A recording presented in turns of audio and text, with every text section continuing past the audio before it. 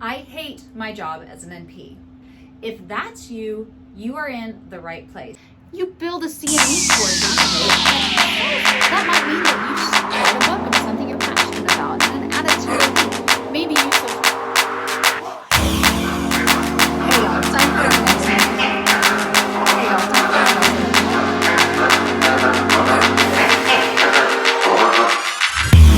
meeting. Unfortunately, I've been there before, and I've even said that. I went through all the years of schooling and all the loans taken out just to start to realize that I was super overwhelmed and not really happy where I was in life. And don't worry, I'm not about to tell you to just completely quit your job, because I'm here to help you overcome that overwhelm. 3 simple tips that I found to be extremely beneficial for not only myself, but also my clients. I'm Lauren Duroy, and I am a family doctor of nursing practice who has been in practice now for about 5 years post my nursing degree.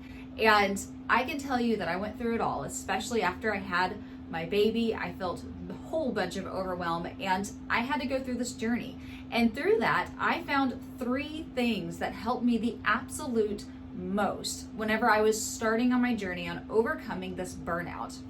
The first thing is that I realized I'd lost my purpose. I no longer felt like I had a purpose in becoming a nurse practitioner. If you're feeling that way in your profession, I want to help you overcome that. And we're going to talk about that in this video. The second thing is that we have very common mistakes that we all tend to tell ourselves, especially in high performing jobs. And I want to share those with you and help you overcome them. The third thing is how to decrease your stress about time, even though you don't have any extra. So the first thing we're going to talk about is helping you rekindle that purpose. What really and truthfully started me on that journey was reminding myself of the purpose that I had in God. So whenever I first started my practice, I knew that I had a calling for this. You probably felt that way too. Whenever you first started out your career as a nurse or a PA or a nurse practitioner or an MD, wherever you were, I'm almost certain and positive that you had a compelling reason for it, that you felt absolutely drawn and compassionate about what it was. Didn't even care about the money or the income. That wasn't an issue for you. I'm certain that you had a passion for it because you loved medicine, because you loved helping people. And the good Lord put that passion in your heart for good reason. So rest assured in knowing that He doesn't make mistakes and that you didn't make a mistake in doing this. However, we just need to tweak your mindset a little bit to help you get through this. So in Colossians 3:12, it tells us that we are to be meek and humble and kind, and that we are literally called to do His purpose, that we are the holy and beloved of His children. And in knowing that, we can really help ourselves overcome feeling that overwhelm, because we know that we are called to do something really great. And I always try to take myself out of the equation. The biggest thing that I had to overcome whenever I first started this is I felt really bad about myself because I didn't have the time. And as difficult as that seems whenever we're first practicing, once we're able to let go of that and be able to let it not be about us, but be humble and know that it's actually for a bigger cause and a bigger purpose, we can start to heal.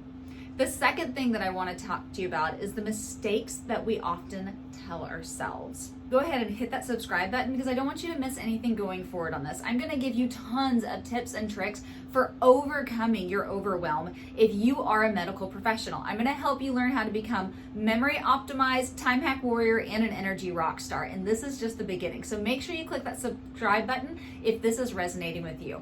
And now let's go ahead and get on to that second point, helping ourselves overcome the number one things that we tell ourselves. So if you're a mom in medicine or in any high performing profession, one thing you probably struggle with is mom guilt. We've all been there. We feel like we're not good enough, and it can be really overwhelming. I've even heard some people say, I didn't have kids for someone else to raise my kids. Okay, first and foremost, I want you to remember that time quality is more important than quantity. How often do you see a mom who is literally completely overwhelmed because she sees nothing but her children? And don't get me wrong that I'm very happy for her that she gets to be with her child, and I'm not bashing the stay-at-home mom. I think it's a great avenue.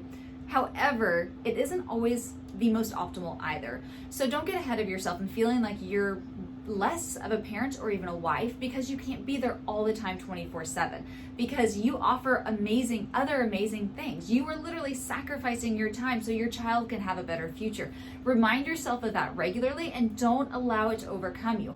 The second part of this step 2 is that we want to help ourselves overcome imposter syndrome. In case you're not familiar with this, imposter syndrome is where we can feel that we're not good enough to be doing what it is that we're doing. We feel that we really and truthfully just are an imposter. We aren't the quality that we should be. And nurse practitioners have a tendency of doing this. PAs, MDs, and DOs, whenever we get into the profession, nurses, I know that I've seen nurses go through this as well, it tends to be very common because when we first step into a profession, or even after we've been in it for a while, it's really a pretty highly renowned profession to be a part of, and we can have self-doubts that are hidden and allow us to feel that way.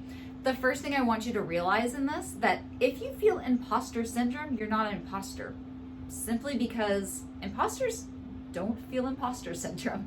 They just simply don't. They know that they're imposter. They know that they're being an imposter, and there isn't a syndrome there. So if you're feeling that syndrome, take relief in that and know that you're not an imposter. Now, the other part of that is that high-performing individuals, if you're kind of that type A individual, which you probably are if you're working within the health profession, we tend to see our flaws more so than anyone else sees their own flaws. And that can make you feel that you're not quite enough. It can give you that feeling of imposter syndrome. It's a real phenomenon that happens. So again, if you're feeling imposter syndrome, feel awesome about that, because that's going to motivate you and fuel you to become even better. However, it does not mean that you are not already amazing at what you're doing. Now let's move on to our third step. But first, I would love to hear, go ahead and comment below and let me know, hey, how is this resonating with you? What have you thought before? Maybe you have some tips that you'd like to share with someone else and you've already gone through this before and you can give some insight. Or maybe something just really spoke with you. I would love to hear that so I can make sure that I'm giving you quality information. So go ahead and comment below so we can really get that dialogue going. And plus, I really would love to know that you're here and just take a moment to thank you for being here and watching this video. Now, our third step is helping ourselves find more time without actually having more time. So I know that seems like a total oxymoron, and you're like, how in the world can she do that? Well, we're gonna go back to the scripture again to kind of start this off. Now in Proverbs 9:11, we learn that in those who are in the Lord, their days will be multiplied and years added to their life. Now you can look at this many different ways. First and foremost, we know that our entire life is not here. Our eternal life is with the Lord, and that our days here are just our days here on earth. However, it goes even deeper than that. The Lord is literally the Omega, the beginning and the end, and He can completely decide when it is that you have more time and when you don't. I don't know how many times that I've freaked out because I would have, start off my day being double booked. I had a whole bunch of walk-ins right off the door at 8 o'clock, and I would think there's no way I'm getting out of here before 5 o'clock. And lo and behold, I would have a no-show, and well, I honestly didn't want my numbers to go down. I was happy because I was able to catch up and get home on time. So really and truthfully, don't count your chickens before they hatch, because the Lord can find and make time for you. And not only that, but if you know and believe and know how to manifest that time, you can completely make that happen for you. Now, the other part of that is, that's a little trick of anxiety and depression. So if you don't already know this, that is what we call future telling. And I'm guessing that just like me, you probably aren't actually able to tell the future. So we feel like we can really predict it, but we can't. So this might come in the form of, just like I was saying, that my day's gonna be horrible because I got double booked, because I had all of those appointments loaded up in the front half of my day. I just know the rest of my day is gonna be horrible. That's future telling. I don't know that that's true. So remind yourself of that before you go forward at all. And what that's going to do is allow you to be able to decrease that stress. Once you decrease that stress, your memory is going to be setting up for more memory optimization. You're going to be able to get through your day clear. You're going to be happy. You're going to enjoy it. And then guess what else?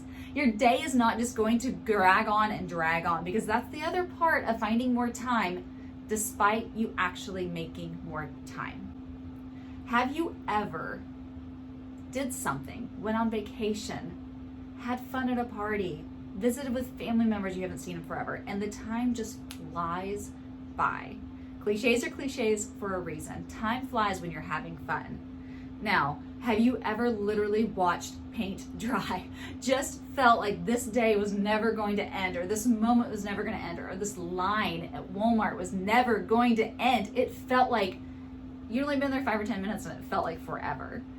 That is the beautiful thing about time. It is a perception. So never let yourself get too wrapped up in that. Always remember that He can make time for me.